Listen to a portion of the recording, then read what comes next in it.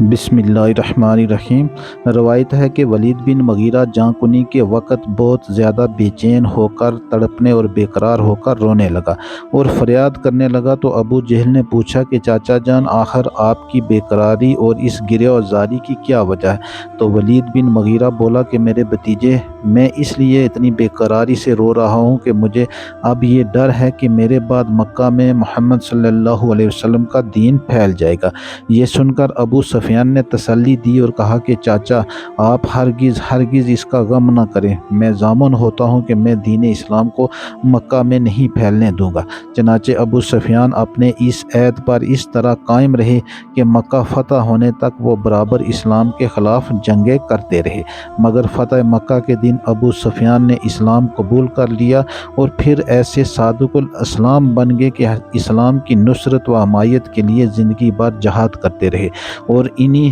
جہادوں میں کفار کے تیروں سے ان کی آنکھیں زخمی ہو گئیں اور روشنی جاتی رہی۔ یہی وہ حضرت ابو سفیان رضی اللہ عنہ ہیں جن کے سپوت بیٹے حضرت امیر معاویہ رضی اللہ تعالیٰ عنہ ہیں۔